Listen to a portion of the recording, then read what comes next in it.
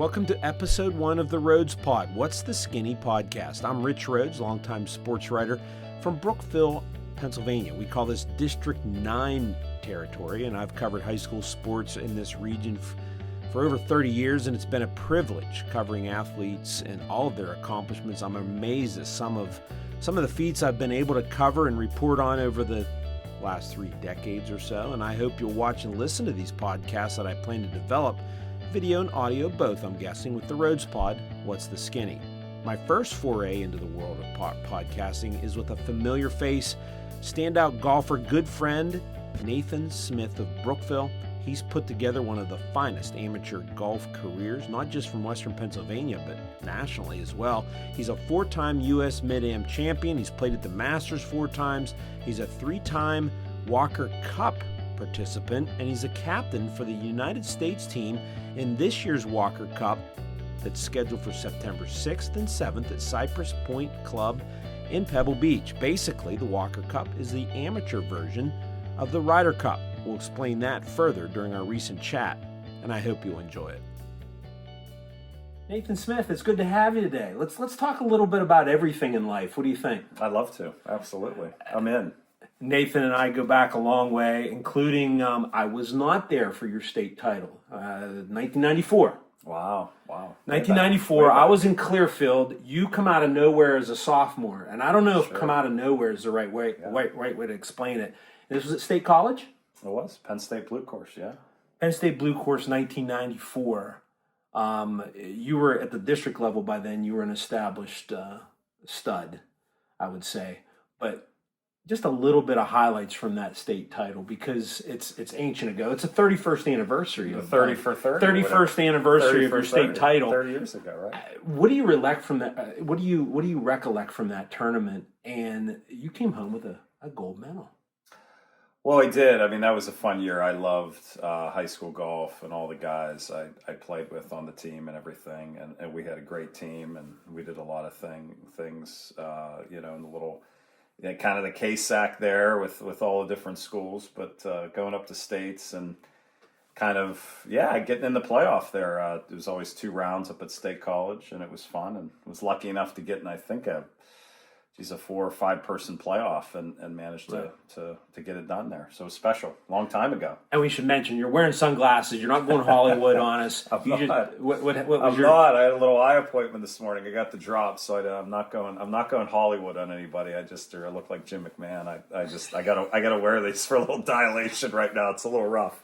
Totally. It's a rough day, but I'm here. Totally get it. I jump in. I come to the Courier. I was at the Progress in Clearfield at the time when you won the state title, and it caught everybody by surprise. Nobody from the local media was there, and I was just, being from Brookville, I was flabbergasted. I'm like, oh my gosh. But really, you can't ever predict who's going to win a state title in golf at the high school level, because there's so many variables, right? Mm-hmm. Yeah, there's so many great guys, and it was right there, and it's always the end of October when it almost feels like you're, nowadays high school golf, it's so funny. It starts like mid-August, early August. That would have been great to play that early. I feel like we were playing in football weather up at late October. It's Halloween. We're up at the blue course. It's like freezing. And it was bad weather, right? Do you remember? I mean, it was cold. That's probably one of the reasons I snuck in. It was cold, windy. Well, I heard that the conditions led to, it didn't hurt you, obviously, because you won it.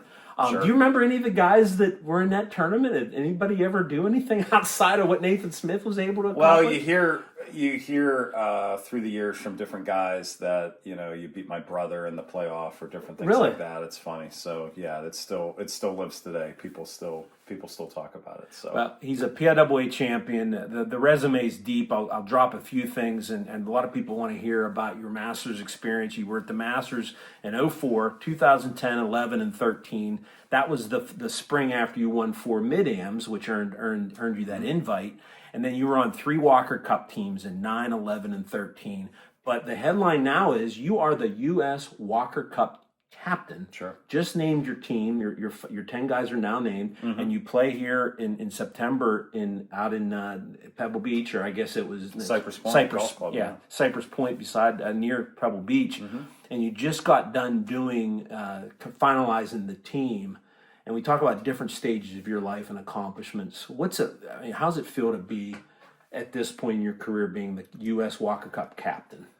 Well, I think just making a team is tough enough. You have to be one of the top 10, amateurs in the country. Like we said, it's kind of the Ryder Cup version, amateur wise. But it was tough enough to make those teams, to be one of the top 10 guys. I was lucky enough to make 3 teams, and you're honored. That was the biggest honor of my life. But then to be called to be a captain is, it just blows your mind. It's one of the biggest, honors of your life, and really there are only so many living captains, to this day. So I'm really honored and excited. You're ready to go. Well, happy birthday! You just turned 47, right? That's right. Days ago? Yeah. Well, that's captain age, sure. right? That's right. I'm getting there. I'm sneaking up there. Yeah. I'm ready. How would you sum up the cap? And we'll get into the little bit of the players a little bit, but how would you sum up the process of doing this? Because the thing that complicates it now, and we've talked about the evolution of amateur golf and how some of how tough it is. Mm-hmm.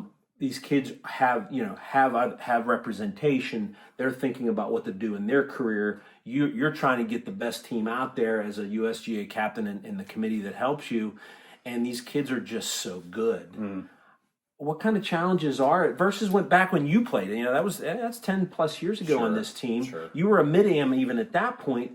What goes into this? How tough is it? How would you sum that up? Well, a lot goes into it. It's really tough. I think that, first of all, the net is so big of how many incredible players there are out there. It used to be probably when I was going through it for a 2-year stretch, building to that team, there were probably only 10 or 20 guys that you were kind of looking at that you probably would probably make that team. Now you go through hundreds. They're all amazing. Wow. They come out of nowhere. You have a lot of juniors now that are incredible that you'll probably see a lot of them even next year on the team. But, a lot goes into it, a lot with the WAGR, those World Amateur Golf Rankings, to kind of see where they are or rank them. And then there's various committees that we meet all summer. It seems like every other week, and you're trying to chart everybody's progress. But I think you look at WAGR, and then I think as the summer goes on, you want the guys that are, probably peaking or have their best game going into September. So it's a little bit of both. Not an easy process because, you had some guys named to the team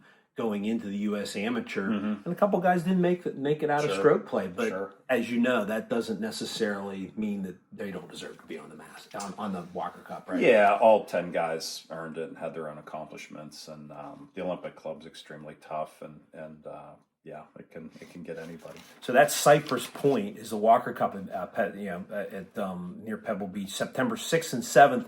And when people ask me what is the Walker Cup, give me a little history of what that actually was about and the format as well of how's the U.S. win this thing? Well, a little bit of the background is that, George Bush's, great grandfather started the George Herbert Walker Bush. So, he started the Walker Cup. And then you had all these iconic players that started off playing on it with, Bobby Jones and all these people. So that started it, and this is the 50th anniversary. And we played Great Britain and Ireland, GB and I. And so 10 guys on each team, and you select them. It's usually a 2-year process. And part of the format is, I think, Saturday and Sunday morning. It's 36 a day. Saturday and Sunday mornings, alternate shot.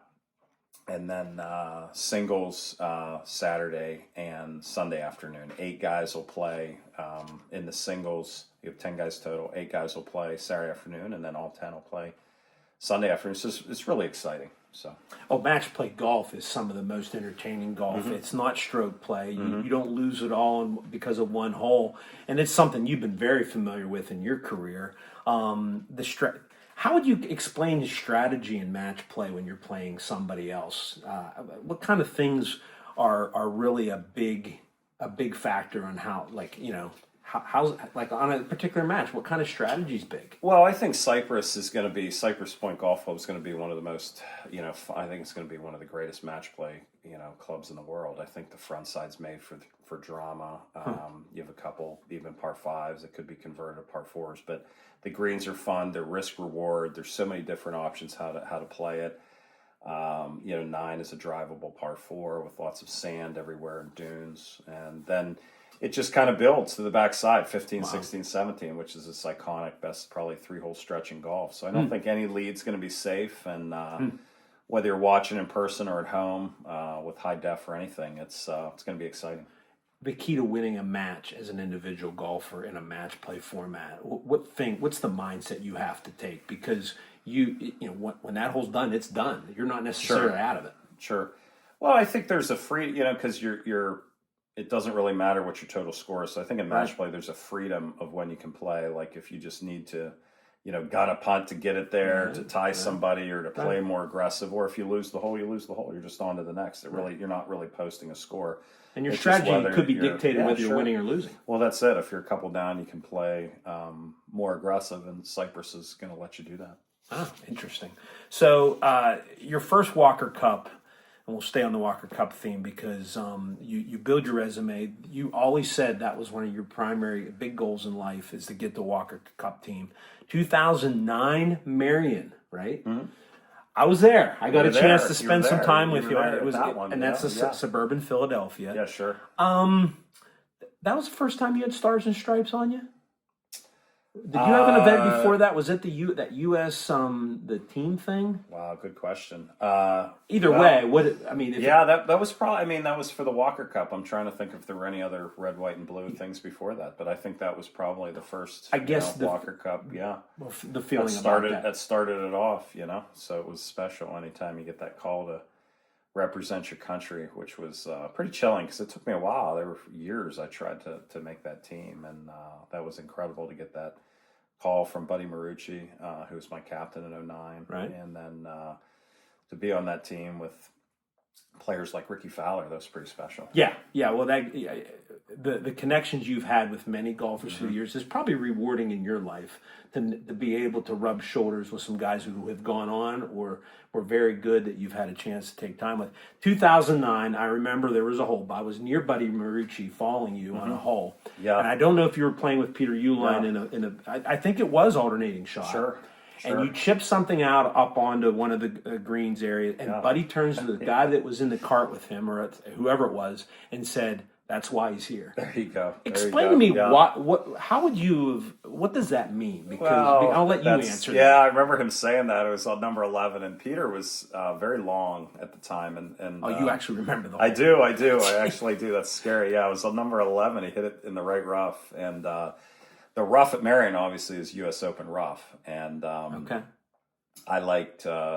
love Peter hitting it as far as he could, getting out there. I thought that was an advantage on the guys that we would play. And, right. I always seemed like I was able to dig it out of the rough. The closer he got it up to the green, and so that was something that we kind of did that all week, where he would kind of bomb it. I'm like, hit it as far as you can, and I'll dig it.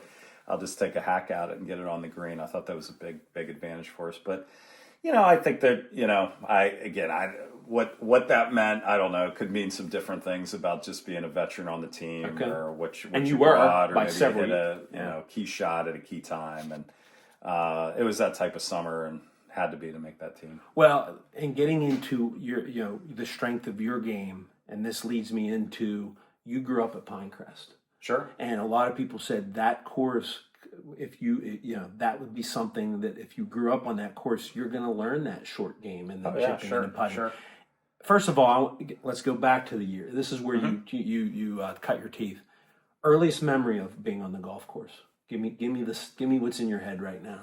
Oh wow! Just earliest first conscious memory. Something, because I know it's a big family. Yeah, thing. My parents would play, and so I used to run alongside the cart, and a lot of the time I wouldn't even play. I think I'd play, with my trucks or something on the course, and I remember some of that. So it's funny. It's not golf shots, but I just remember they'd go out in the evening, and I'd try to, run faster than the cart or try to keep up with the cart, and that was, you're a kid, you're so young, and that was just fun. And but Pinecrest was a incredible place to grow up, incredible people. The access as a junior for me was probably like no other. I've got to meet a lot of older guys, even at that time, juniors playing in the events. But I think that not only did I have access, but the people were very excited, and it wasn't just me. There were a lot of other juniors that were going and playing, and in tournaments and things, and people would be really proud that you're going and representing, you're playing out of Pinecrest, and to see your name in the paper, that you're posting and everything. I've written a few inches on yeah, that. exactly. So for me, it was almost addictive to play well and for people to see that, and it was a lot of fun. It was an incredible place to be and grow up, and I'm still up there all the time, and it's awesome. Yeah, your dad Larry, your mother your mother Vicky, and they're still very active. It's an above average chance that you see one or both of them if you're out there for more than 15 minutes. There's a good chance. They're still there, and sure. and your dad gave me, and we'll talk a little bit about your dad, who was on your bag for many times. His famous comment to me was, "Take care of your legs now; they'll take care of you later." Oh wow, that's you deep. Like that? That's deep. Yeah. What I guess your dad had to. And we'll go back to the state playoffs when you're in high school. Your dad never watched you. Like he was out of sight. Sure. He's not the only dad that's ever done that. Obviously. Yeah. Sure. Yeah. But how did that relationship go as your game was growing into the PIAA stardom, and then on from there? Because your dad was on the bag, and we'll get more specifics here in a little bit. But he obviously helped form your career at an early age by letting you do whatever. Yeah, I think obviously my parents are and your really, mom too. Yeah, they're really supportive, and it's like they played golf, and I didn't have much of a chance. I just watched them, and I loved to play, and I got into it, but. Right. I think and I've seen this with a lot of people, when you're younger, when you're 12, 13, 14, 15, you see this with parents, you have a great relationship with them, but it's like if you hit a bad shot, it could be their fault. Or you look over and they could be there, what is it? So, You've probably been around some bad dynamics with other families, right? I think he was, I think it was nervous. I think he was just nervous. So definitely. So that was probably a phase where, we kind of went from he was trying to hide and watch to then became that, he was on the bag and he was kind of watching everything. We kind of grew out of that pretty fast. What was the funniest exchange you can remember when he was on the bag, or something memorable? Because he was on the bag for a lot of big moments as it turned out with your mid-am career. Was there any moments in there where, because I know you guys, you're very close. Yeah, we're extremely close. And I remember... we're extremely close. And I've heard other golfers say, "Oh, my dad's his best friend." I grew up hearing that. I'm like, that's kind of weird. But as you get older, you realize that, and it's kind of becomes a little bit you versus the world, and you need somebody in your corner. And definitely, my parents are right there. But I remember a funny story. We're at the Masters, and we're on the first hole in the first fairway. Thank goodness I got it airborne and hit it down the middle. And he pulled out the pin sheet. And he was trying to nervously talk, and he had the pin sheet, and he's like, "Okay, the first hole we've got," and he had the pin sheet upside down, and I don't know where he was looking at, like 16 green, because it was upside down. And I said, "You know what? Here, give me that." I go, "Why don't you just breathe for a hole or two, and we'll go from there." And it was fine. But there've been a lot of funny exchanges, funny moments. There was he was it, talking about growing out of that phase. I had a caddy, I remember, and it was I believe a U.S. junior qualifier to caddy for 36 holes, and it's 100, and the guy no-showed. And so it was kind of one of those, like, where are we going to do this? I need help. And he actually grabbed the bag, and we just went, and that kind of ended him hiding in the clubhouse. It was almost like, and I thought he always used to do an amazing job just supporting and not, somewhat growing a brain on the bag or offering things. Or so he would stay. I'm sure he was inside. He was turning, but he was so even keel. And I think sometimes to say when you're on the bag, it's more important what not to say to what to say. Yes. And I thought he did an incredible job of that. And that's awesome. And it's just so many. So did he caddy all 4? What years of the Masters did he caddy? Because I know that all of them. So all 4 of them. 2010, 11, 13, and then back in 2004 with, I played with Palmer, he was on the bag. So very, very common questions that I'm sure for people that don't watch your career a lot and know that you were at the Masters, they want to know what it was like there. And that's what we're going to go to now. You win the 2003 Mid-Am, and the way the process goes is you are not guaranteed a spot, you get an invite. Mm-hmm. And you knew that was coming. First of all, when you won the Mid-Am in 2003, was it immediately like, there's a really good chance I'm playing at Augusta National, and this is going to be nuts. Yeah. What was your thoughts going into Yeah. that first one? And then the first one was very memorable, and we'll get to that in a minute. Well, I think I made a mistake that I came back to the hotel room after a quick dinner, and I turned on the TV and the Golf Channel was on. And at that exact moment, they were showing me, and it was Brian Norton who were playing in the finals, and they're like, yeah, and the winner of this will go to the Masters. And just hearing that, you're like, ooh, that should be, because it's kind of an all or nothing. So that was tough to turn on the TV. And thank goodness I was kind of young and naive at 25, and I wasn't now, maybe with some nerves at 47. But yeah, it was a little bit of a sleepless night, and you were kind of wake up and look over at the clock. What time is it? Oh my God, it's 12:48. Then you look again. Okay, it's 1:13. It's 3:13. Then finally, the alarm goes off. You're up like 6 different times. You're like, wow, is this? And it's it's a feeling that you really don't have, because all those USGA championships, you've got 300 some guys on the range all week. It's busy. And when you show up there at 6:45 in the morning, it's just the guy and the other guy you're playing. I mean, so you got this whole big range, and it's just you and him all day. So it's a pretty and the sun's coming up, and it's quite an intense feeling, and it's kind of all on the line. So yeah, the first one you win the Mid-Am title, you go to the Masters in 04. And the way that works is you have an opportunity to get a practice round in or something. You played at Augusta National before your first round, before that weekend, right? Explain how you got in there, and who did you play with? Well, so yeah, that was, at that time, if you got the invitation, you could come down and play. You had access to the course, and you could play. And so I went down a few times. I remember the Tuesday, 9 days before the event, Phil Mickelson was down there, and we, talked to him a little bit on the range, and then he went off and played, and I was going to go behind him. And then there was a rain delay, and we both had to come into the clubhouse. So we started having lunch, and we actually ate together, and we had a lot of fun. I mean, he was a really fun guy, really great guy. And we left, and I was just kind of like, come on, you go do your thing. And then, right. Then his caddy ran over and said, "Hey, Phil wants to know if you want, you want to join him." And I was like, "Well, okay, yeah, it's a different level." Yes. So we went out, and that was funny. That became a little bit of a ritual, because he won that year in 04. Yeah, he did. He won in 04, and then I went back, I think in 2010, and I think he won in 10. We did the same thing, and but that was fun. But that I played with him, and then obviously that following Thursday and Friday that I played with Palmer, but I did play with Palmer in a practice round, just being a Pittsburgh guy. I didn't know I was going to be paired with him, so some people set it up. Okay. And so in one of the practice rounds, we played, and then that Tuesday night, you go home and you see the Golf Channel. Like, oh my gosh, I'm playing with Palmer. I thought he'd play with Nicklaus and Player, and he's playing with me and a couple Bob other Estes. familiar I'm like, names. oh geez, here we go. So that was pretty intense. Arnold Palmer, the king, Latrobe native, Western PA guy, won a state title, PIAA state title, just like you.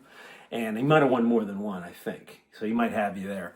But He probably the iconic moment, really a big iconic moment in Brookville history, is you walking up 18 with Arnold Palmer in his last round there. Yeah. And you're trying to make the freaking cut. Sure. Yeah. He said something to you that blows me away, and probably blew you away at the time. But this is it for him, and here you are trying to make a cut and get into the Butler cabin. If you make the cut in a low amateur if you get in for 4 rounds, there's quote unquote a lot at stake for you. Sure.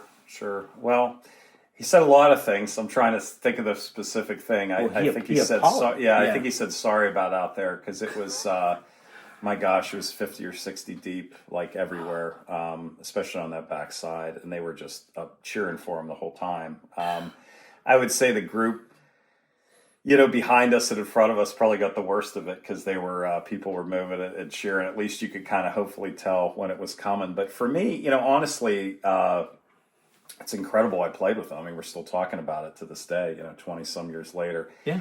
And just him being everybody's hero from Western PA. The fact that I could play him, you could say I played with Arnold Palmer in his last Masters. Wow, that's pretty deep stuff. And he he said some really kind of nice emotional things to me, that day and after when I saw him and everything. But I think that day particularly, because that was the first time I had really been. I mean, that was it. You're not going to get a bigger crowd ever. That was kind of it. So honestly, everything you played in front of after that didn't seem to be that level. I mean, there were that many people. When you got 30,000 people kind of following you, in a couple whole stretch. I mean, that's really anything you play in other Walker Cups or even Mid-Am. I felt like that prepared me for some high pressure situations. Well, you double bogeyed in the next 10 years. Yeah, you double bogeyed. You need to par it to make the cut. I did. I mean, the fact you had so much quality time with Palmer in that in that round in 18. What was the disappointment level of not making the cut? Was there one? I think I was kind of, I hit good shots. It was just there's so many people. I think it ricocheted off somebody, but I think I'll still go to the grave saying I hit it down the left side of the fairway and ricocheted off somebody. But I think I was so young and whatever. I was just like, I'll be back. Like, I don't care. I'll be back. So that was just, and I told a couple people that, and they're just like looking at me like, who do you think you are? But I think in my head I was like, well, I'll be back. I'll be back. A typical young, confident golfer. Yeah, I mean, I just was like, I'll be back. I'll do this again. So I think I was numb. I don't think I realized probably what it meant at the time, but I just had an incredible experience playing with Palmer, and I wanted another shot at it. We're here with Nathan Smith, Brookville native. He's from Pittsburgh now. You see that listed beside his name in some tournaments, but I always make sure I say Brookville. And Nathan's the U.S. Walker Cup captain, and we're going through some big moments really in his career. There's a lot of them, and you went through. You get to the Masters, and you said you'll be back. Well, 6 years later, you did, winning the second of your four mid-ams. But in between there, you had some adversity physically. Where did you get hurt? You hurt your shoulder, right? Yeah, I did. In fact, it's funny. 2-3 weeks after the Masters, that's when I had that shoulder surgery. I hurt it through the winter. Okay. I think I went south a little bit. I hit way too many balls. I think I was very, very excited to play in the Masters and, just keep hitting off that hard surface. So through the Masters and leading up to it, I'd feel a slip here and there in the shoulder. I didn't think anything of it, but then, I had to have a shoulder surgery, in May, and that kind of changed. Yeah, I missed the rest of that year, and then you kind of had to reinvent your swing, and you kind of had to go through it. A lot of life changes and jobs and then you get back. Yeah, you get back. You win the Mid-Am in 9 and 2010 and 12. You get to the Masters in 10, 11, 13. So this is becoming, and now you're looking back and like, boy, I didn't take any of that for granted. And you didn't, because I remember talking to you each time.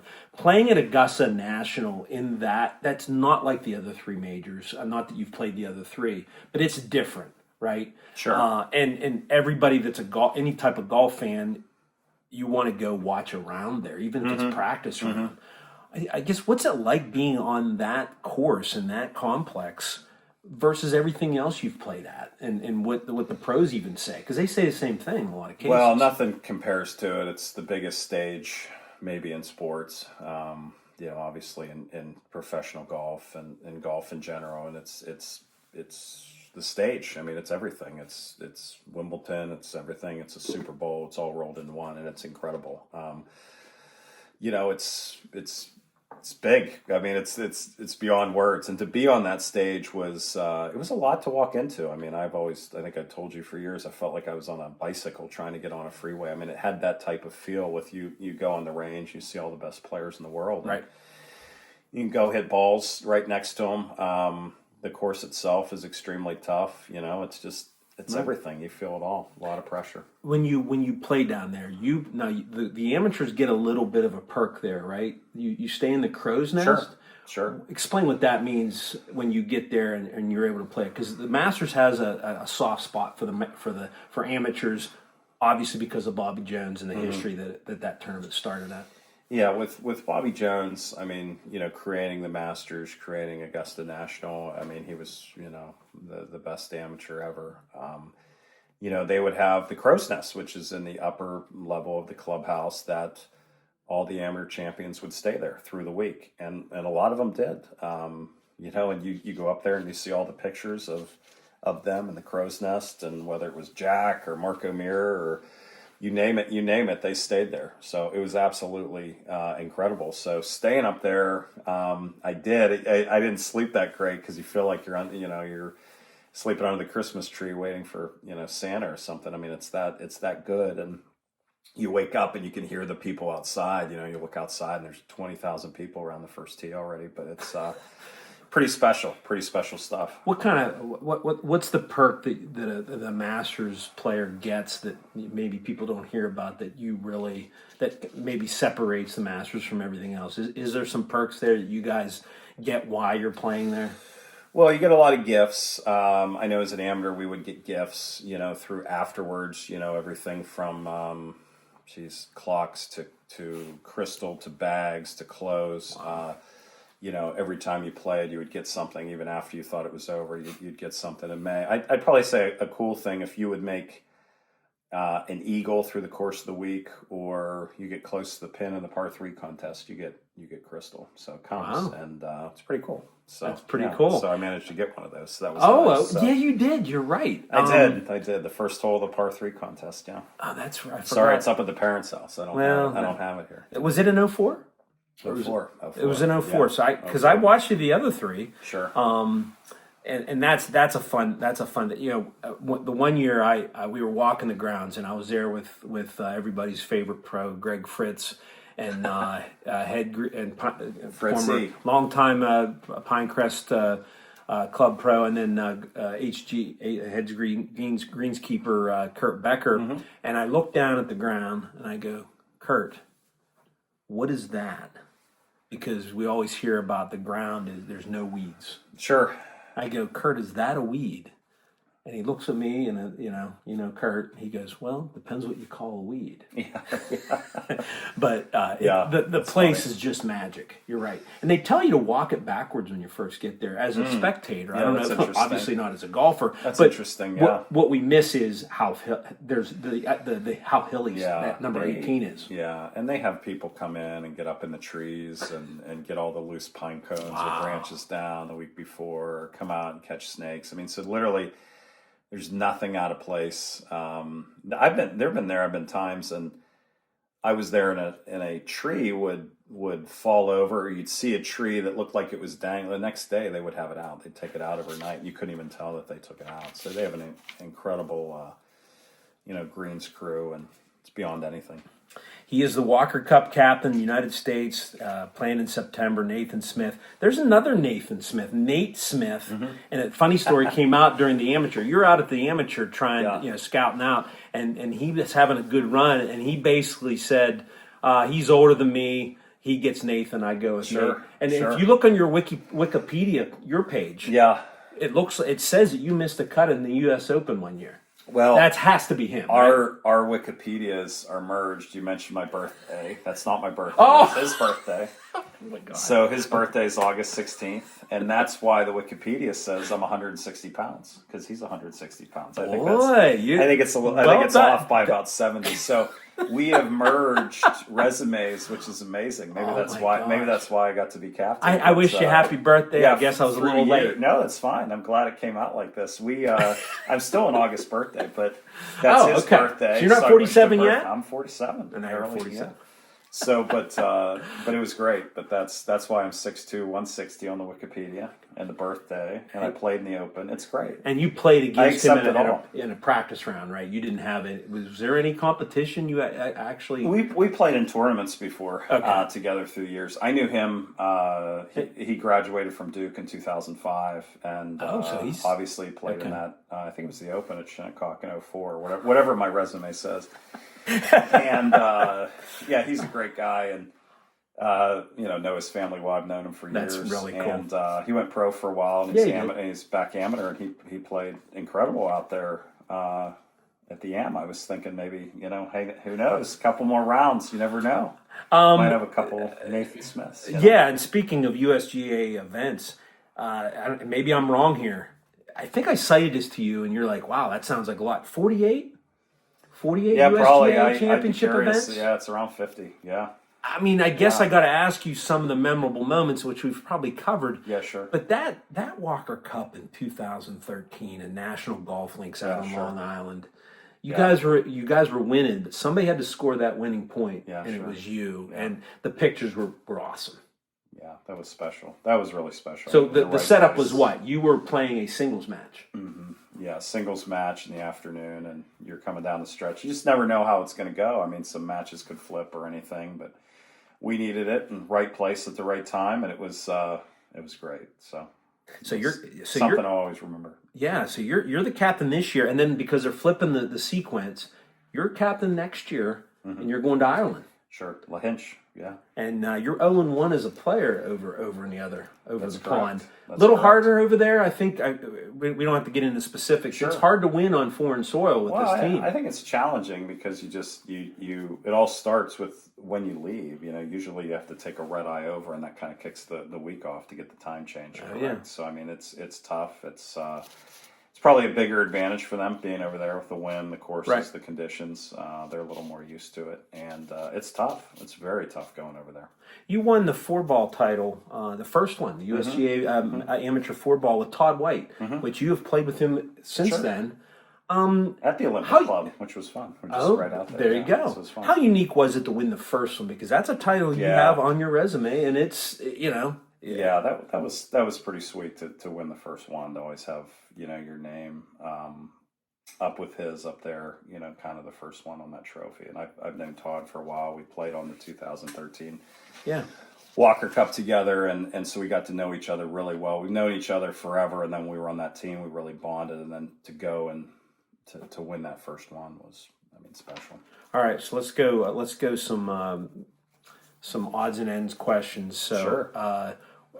The one question that we had, and I might ask Jameson off camera here on some of the things we were talking about, but the one is, worst shot in front of the most people was where?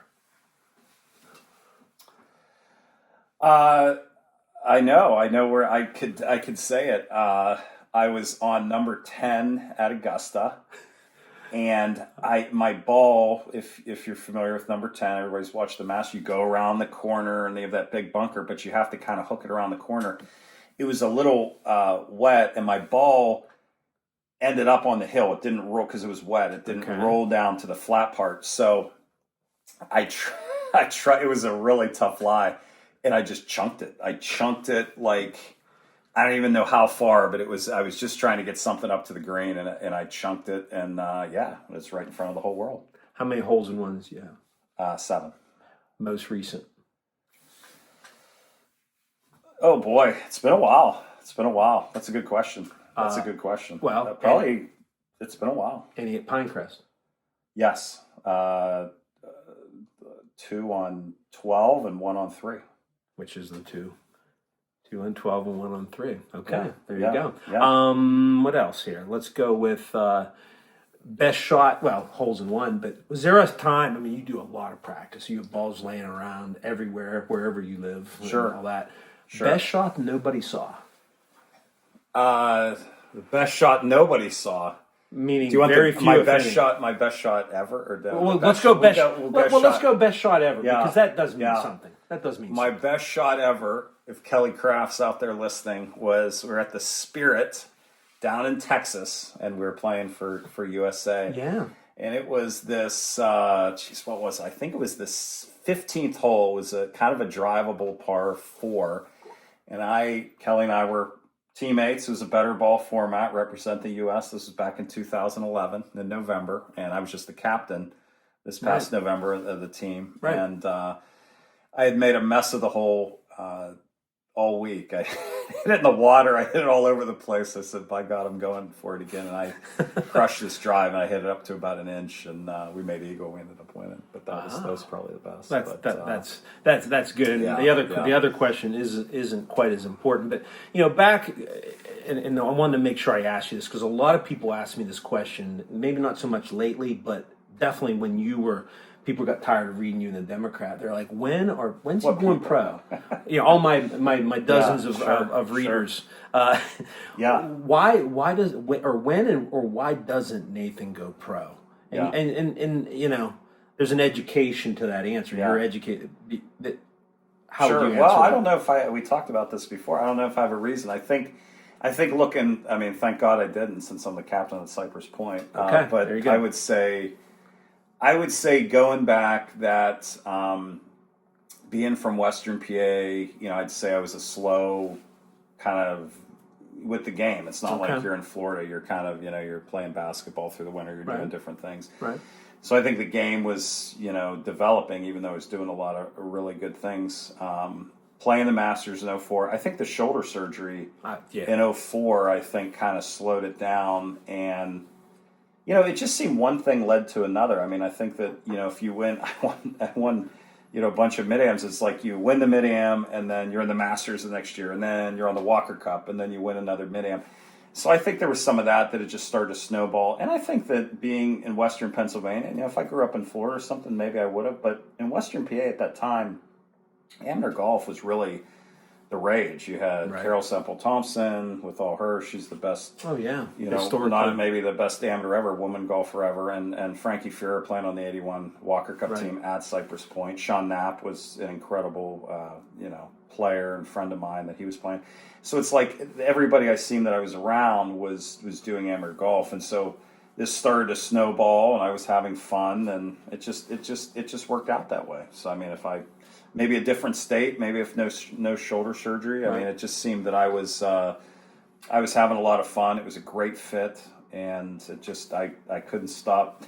Like I want to play the Masters again. Well, next spring, and we touched on this, you and I, in private conversations. Mm-hmm. One of the things was, and we would cite all these guys that had awesome amateur careers, and then they would be right on the fringe or disappear or just go too early or just showed you how tough it was. There's a lot of good golfers in a small range of stroke average. That could you live out of could you have lived out of your suitcase for X amount of years and scrape by? It's tough. Those are the things that you weren't necessarily ready to trade in. Yeah, I just never really was on that path. I went to school. I played there at Allegheny College. I went and got my MBA.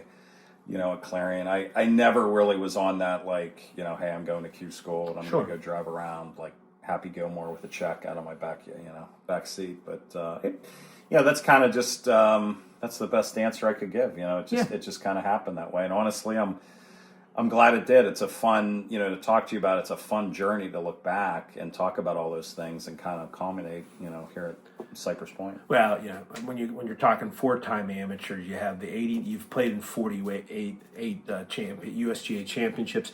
You make some noise at the USAM, which was a big deal. Gary Wolstenholme in the quarterfinals, I believe. Sure, I remember was it that. the quarterfinals? Yeah, sure. You did the quarterfinals twice in the US Amateur, which is probably the hardest event to win.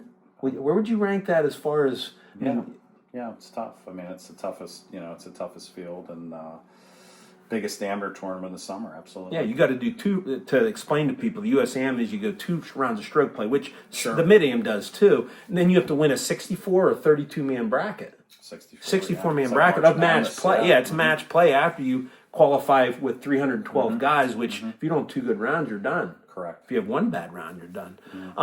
You mentioned Happy Gilmore. Have you watched the latest movie? I haven't. I've heard mixed reviews, but I'm going to see it either way. Okay. So we'll see. Before no you good watch, or what? well, no, no. Good. Before you, I don't know. I haven't watched it either. Okay. Before you watch that, right now, give me the top 3 golf movies of all time. Oh wow! In your book, your favorite. Wow. There's a few out there. Let me see if I can think of 3. Obviously Caddyshack, number 1 of all time. Okay. Caddyshack. Okay. And then, I'd probably go Tin Cup, and then, Bagger Vance probably after that. I'm trying to think of anything else if I missed anything. Well, you have Greatest Game Ever Played. You want to go Francis Ouimet at Oakmont? Was that where they played that? Yeah. Ouimet won at Oakmont? Yeah, okay. I like that. Anything else? First Happy Gilmore. Yeah, that's true. I would put, no, that's true. I'd probably put, I like Tin Cup, though. I like Tin Cup. Okay. I got that at 2. Happy might sleep. So Happy's got to earn it. 3. Yeah, I'd sneak him in at 3. Tin Cup was, I love Tin Cup. That was great. Kevin Costner and everything. So. Right. The other thing I wanted to ask you, some of the, we always, every now and then I will text you and I'll say, hey, where did you come across this guy? Sure. And I'm like, yeah. Sure. Well, Scott Scheffler is Scotty Scheffler is number one by far. Came across him a few times. Your background with him, I guess you would have seen him when, and with. I always ask you, did you see this coming? And a lot of times you'll say yes, which is the right thing to say, right? Where did you cross paths with Scheffler? Well, Scotty was just getting started, kind of when I was kind of getting off those Walker Cup teams. He was probably coming on the scene at 17 or 18 years old. I think he played on that, 2017 17, team. yeah, he played on 17. And he was young. Yeah, he was young, and I believe that was L.A. Country Club. I watched him out there, but then I saw him. He qualified for the Open at Oakmont at 17, and he was just doing a lot of stuff at a young age that a lot of people. It's not like he was like a Tiger Woods situation where he was just better than everybody by 50 yards and just winning everything, but he was accomplishing things at a young age that normally he was kind of like, wow, he qualified for the Open. Wow, okay, he made a Walker Cup team. Wow, he was very developed at a young age. So, yeah, and he's the number one guy right now and doing everything right. Sure. Looking quickly at your Walker Cup roster, you the oldest guy, Stuart Hagstead, mid-am, 4-time Walker Cupper. How neat is it to have a 34-year-old on that roster? Because that's where you were at one point with a young team that included Ricky Fowler at Marion. Yeah, I think Stu's first of all, he's a great player. He's a great match play player.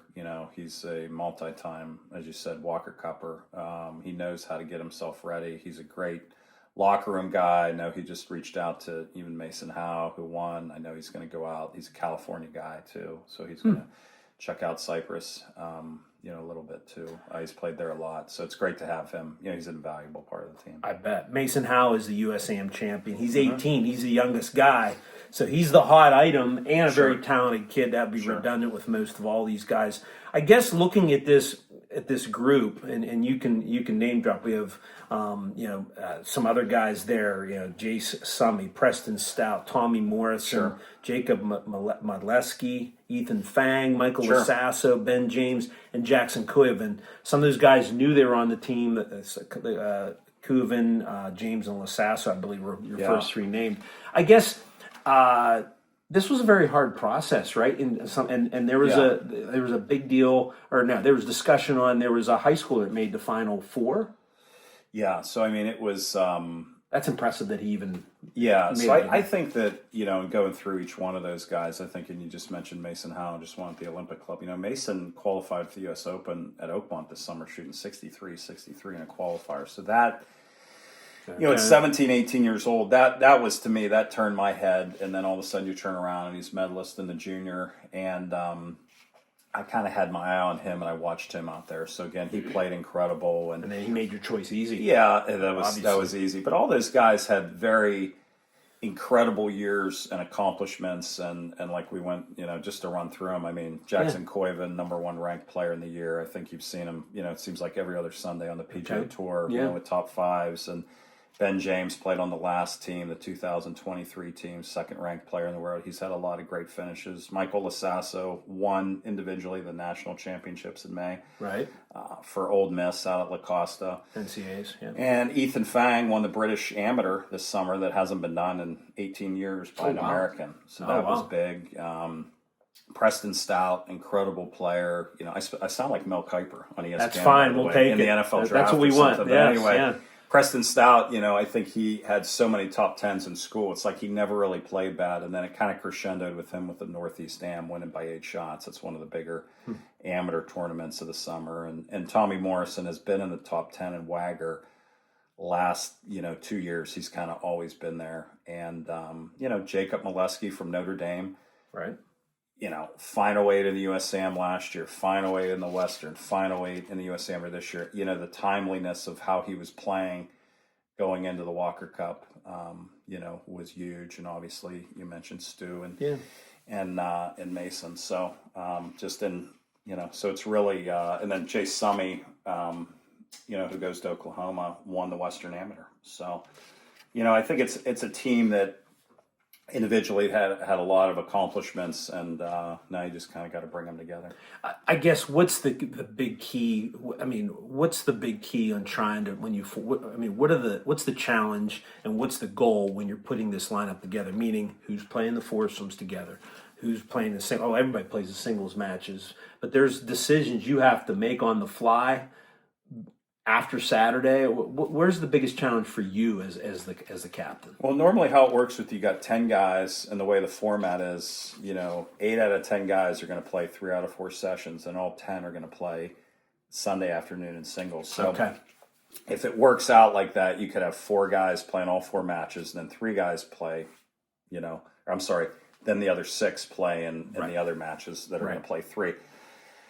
So you need to figure out, first of all, who's going to play all 4 matches, who's playing best, and then you want to put them with an alternate shot partner that they feel comfortable with. Right. And then you need to be able to pivot off that. So there's a lot that goes into that. It's a little bit of a puzzle. Even a hot hand, right? Yeah. Saturday at some point you're probably like, okay, this guy. Yeah, sure. So you need to be able to pivot. You need to know your team. You need to have the team come together kind of as one collective unit. Listen, they all could play 4 matches. Everybody could play, but it's just like we need to do what's best for the team and just kind of come together like that.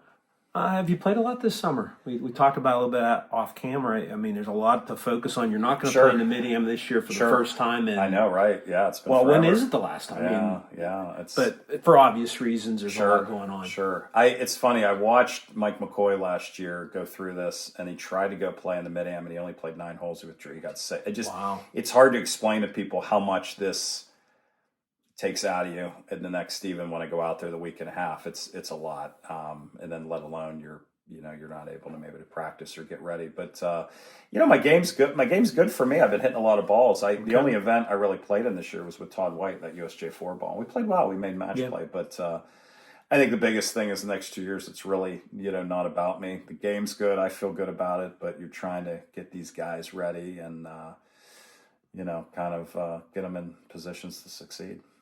Biggest what's your non-golf moment that sticks out from your young days? Because you're a Brookville sports fan. You're always asking me stuff. Wow. You played basketball. Yeah. So you played Little League baseball. Non-golf story. First of all, do you have any career the Knights of Columbus free throw thing there? Didn't you put that in there? I didn't know that. I didn't know that. Back in the day, that's another. Okay, well, that might have been where it really started with us. The old maybe Knights of Columbus free throw. Do you have any career home runs at Zoo? But I'll tell you the. It wasn't me. If you're saying greatest Brookville sports moment that I saw. No, well, go ahead. Okay, we'll do that. It was Brad McIntosh's shot in the playoffs, I think, against St. Mary's. He threw it like the length of the floor. 1992? Yep, I'll never forget it. I was literally in line. It's like where were you, like the Franco catch or something? Like, so the end bleachers. And bleachers, and I literally, the basket was right like at my level in that basket, and I'll never forget, it was a busted play. And he, if he's watching out there, Mac, you hustled the whole game. It was a busted play, and he could have caved, and he went for that ball and just chucked it up, and that thing was just right on a rope, and it went in, and everybody went nuts. I think it's the only time I can remember that we rushed the floor, and it was wild. I tell you, St. Mary's, and the St. Mary's coach was going crazy. It shouldn't have counted, but anyway, it was Jed Trumbull, like the Franco kid. 2, 3 for Brookville. So that really was a big moment. Jeff Kaler has that video on VHS tape. I've got to get it on ESPN. It made the old top 10 ESPN. I remember that. It did. So any career home runs at Sioux Falls? Me, career home runs. I think I was more of a bunter and a stealer. I wasn't quite developed. No home runs? I remember my baseball stories, my biggest nightmares was catching for Jed Fiskus. Oh my gosh, my left hand would hurt. If he threw one in the dirt, I'm like, oh my God, I'd have welts. Okay, so you played for who? Who'd you play for? I played in senior league, played for Buckley's. Okay. Buckley's bad guys, Little League, who'd you play for? S&T. How many teammates can you name from that team? Oh, which one? S&T. S&T. S&T. Let me see. see. Head coach? Well, it was Larry Smith and, let's go around. Let me see if I can name the, we got Kevin Thompson at third base. He had a pretty good career. We got Russell Park at shortstop. Mm-hmm. Nick Johnson at second base. Okay. Eric Fye at first. Corey Lindermuth pitching. I was catching. Okay. We'd have Jason Salvo in center field. Greg Zimmerman in right field, And then I'm trying to think who was at right field, but anyway, that's we not mixed bad. it out. That's pretty we good. Didn't have anybody, but that was So you played with Jed and Buckley's. Jed and Buckley's, yeah. Now that field that was up on Litch or something, Litch yeah. Field, Yeah. which is empty now. Is it really? Fences down. A lot of memories there. I remember that field. Yeah. I didn't play in that field. Yeah, but, sure. And then your teammates there. Yeah, let's Obviously see. Why Jed. it was? You caught. Jed. You caught. Yeah, unfortunately, yeah. Okay. Whitlings played with the Whitlings. Okay. That'd be Sam and Chuck. Kevin Thompson again, and Brad McIntosh was on that team. Okay. Just naming people, and then I believe Corey Lindermuth was on that team too again. And so we had League president, Brookville area there we go. president. Yeah, Corey that's Lindermuth. good. Yeah. So it was good. It was nice. I think that's good. I can't imagine of anything else. Which once we to end stopped it at Litch. To end it at Litch, but